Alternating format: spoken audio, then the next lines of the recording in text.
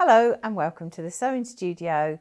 We've been lucky enough to be loaned this quilt by my friend Val, who is part of my quilting group, and today I'm going to show you how to make the blocks that form this quilt.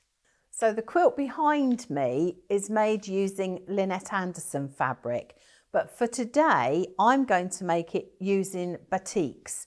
So you will need a batik jelly roll or a barley pop, and you will also need some meterage depending on what size you want to do.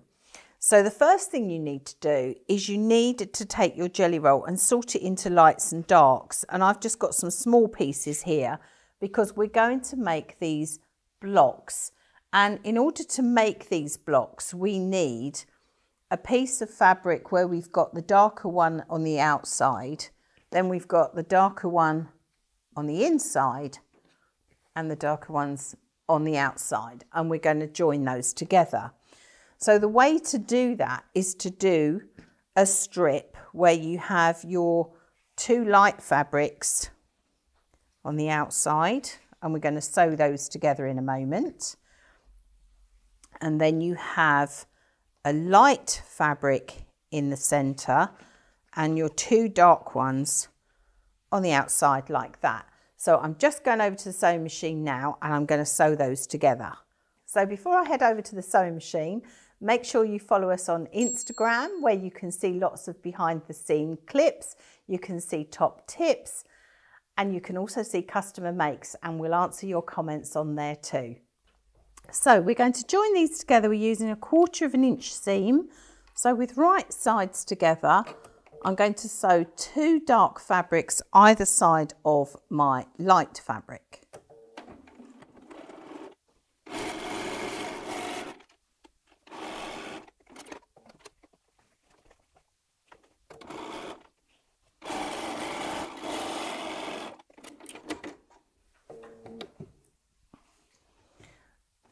And then I'm going to sew the light fabric on either side of my dark fabric.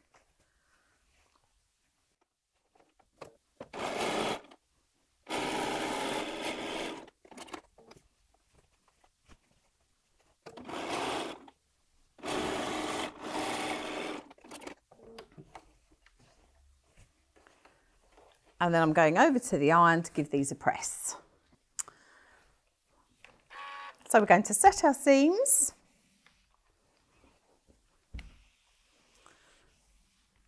And then with each of these, we're going to press our fabric towards the dark side.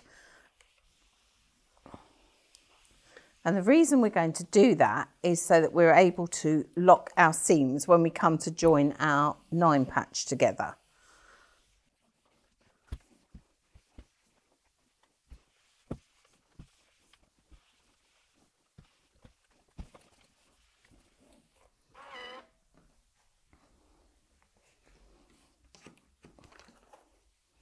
So let's just straighten up the edge.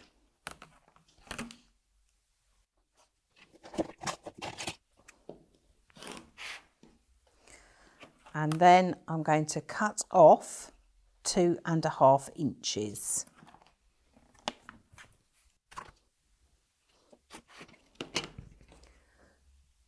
And then on our opposite fabric, with the darker one on the outside, straighten that edge first.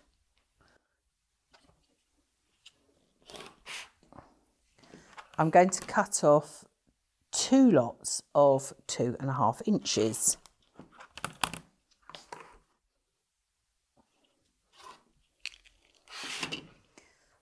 So now I'm going to join these together, and I'm going to have the dark one with the piece of fabric with the dark in the center, and then the other piece of fabric with the dark on the outside. And you can see by pressing your fabric towards the dark side, you can see here that you've got your fabric going the opposite way. So you can push those seams together, you can butt those up nicely, which will give you a nice accurate join. So I'm just going to pop a pin in there.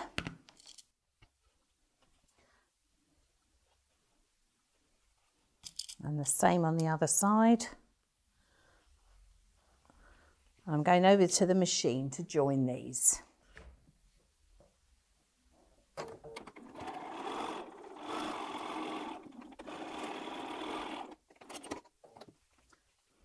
And then I'm going to join the other pieces in exactly the same way. So pushing my seams together, popping a pin in.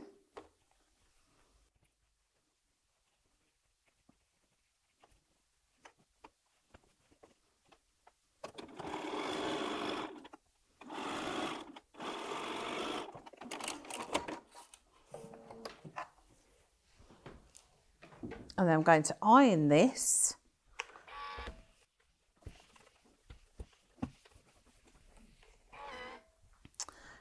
And that is our 9 patch. So the next thing I'm going to do is I'm going to make the hourglass block. Now to do this, you need a lighter fabric and a darker fabric. So this piece measures 7.5 inches square, and I'm putting these 2 pieces together, right sides together, although with batiks sometimes it's difficult to tell which is the right side, but I always say if I can't tell which it is when the quilt's finished, I'm sure you're not going to know.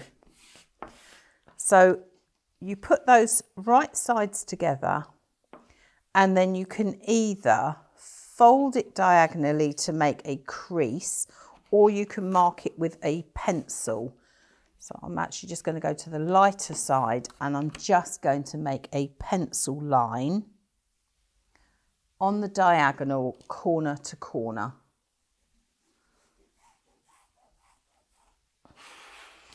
And then I'm going back over to the sewing machine, and I'm going to sew 1/4 inch away either side of my pencil line.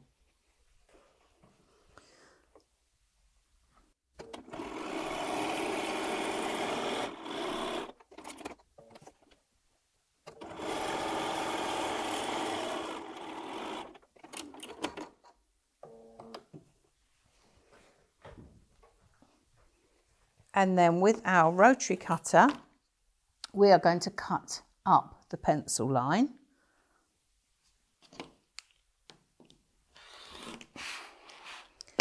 Which now gives me 2 half square triangles. So I'm going over to the iron, and I'm going to press these towards the dark fabric.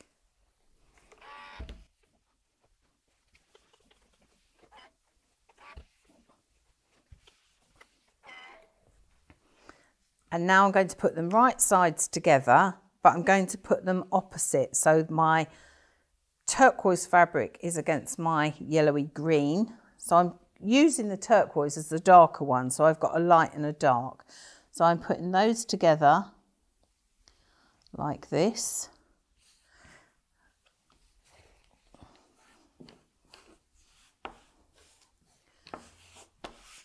And I'm going to draw a line again across the diagonal because I'm making an hourglass block. And I'm going to the machine to sew 1/4 inch on either side of that line.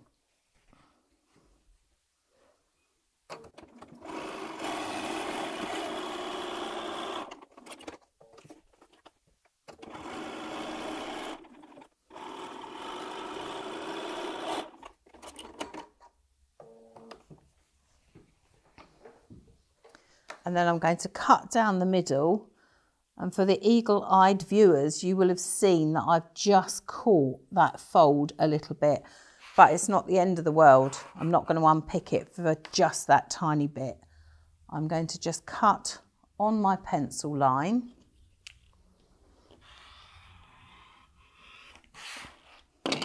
And then I'm going to press the block back, and that's created our hourglass block.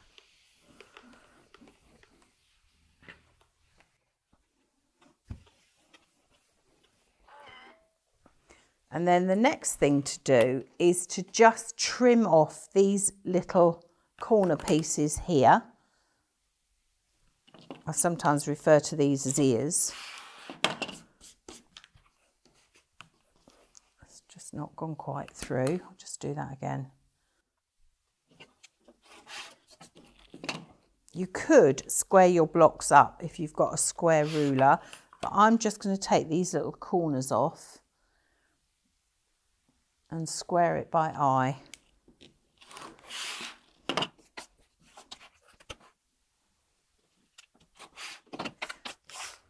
And how you lay your quilt out is you take a 9 patch and then next to it you put an hourglass block. And on this one I've got the darker fabric looking a bit like our egg timer. It's going this way. And then you just carry on. Your next piece would be a 9 patch. And then you would have another block. So in each row, so in this row, for example, your hourglass block has got the dark at the top. When we come to the next row, you can see that we lay the hourglass this way. So our light is at the top, and then we lay a 9 patch, and then we lay another hourglass with the light at the top like that. So if we go back over to the quilt now, I can talk you through how this has been laid out. So you can see, as I was saying, how this has been laid out. So the light fabric in this row is at the top with the 9 patches in between. And in this row, the light fabric is at the side with the 9 patches in between. And what that does is it creates an optical illusion. So if we take this block here, for example, you can see it looks as if the 9 patch is in a square that is on point. And I think it's a really clever example. And what I love about this is Val's quilting. So she's gone through all her 9 patches both ways, but missed out the hourglass blocks. And I love that. I love how that's gone. She's also put a light border here and then a darker border here. And best of all is this lovely scrappy binding. So she's quilted it with straight lines in her border. This quilt measures approximately 60 by 60, but you can make it as big as you want or as small as you want, depending on how many of these blocks you use. So if you'd like to make the quilt in the same fabric that I have, if you head on over to the sewing studio and have a look at our barley pops and batik jelly rolls and fabrics, you'll find everything you need there. So I'd just like to say thank you to Val for loaning us the quilt. As always, make it your own, have fun, and I look forward to seeing you here in the sewing studio the next time.